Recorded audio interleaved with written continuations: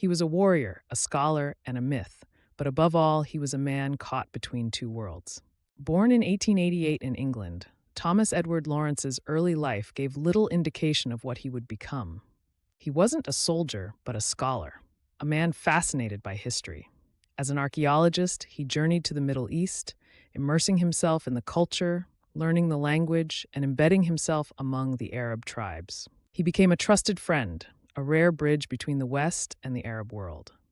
But as the fires of World War I ignited, scholarship turned to duty, and Lawrence found himself thrust into a war that would forever shape his destiny. In 1916, the Ottoman Empire had long controlled the Middle East, but Arab tribes, led by Prince Faisal, rose in open revolt, fueled by dreams of independence. The British saw the revolt as a golden opportunity to weaken the Ottomans. And so Lawrence was sent into the desert, not as a soldier, but as a diplomat, a strategist, and a galvanizing force. Lawrence didn't merely advise the Arabs, he joined them.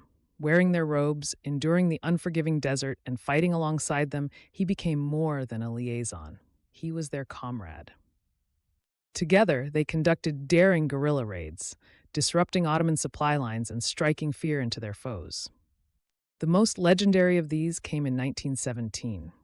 Lawrence led Arab forces on an audacious march across the treacherous Nephid Desert to Aqaba, an Ottoman stronghold. Overcoming impossible odds, they seized the port city, and Aqaba became a historic turning point in the war. But in victory, Lawrence uncovered a darker truth. The British had promised the Arabs independence, a homeland after the war. But secretly, under the Sykes-Picot Agreement, they were carving up the Middle East alongside the French. For Lawrence, who had fought with the Arabs and believed in their vision of freedom, the betrayal was devastating. When the war ended, the promises to the Arab world dissolved. European powers divided the Middle East, imposing borders that ignored the wishes of its people.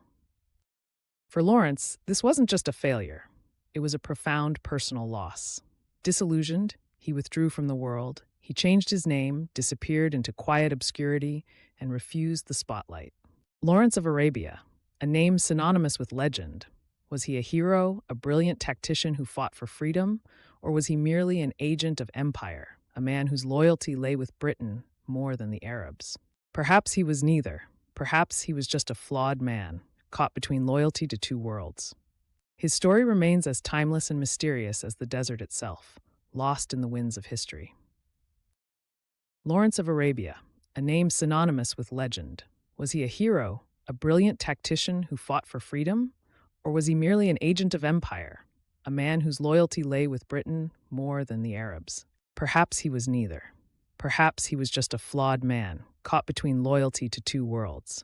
His story remains as timeless and mysterious as the desert itself, lost in the winds of history.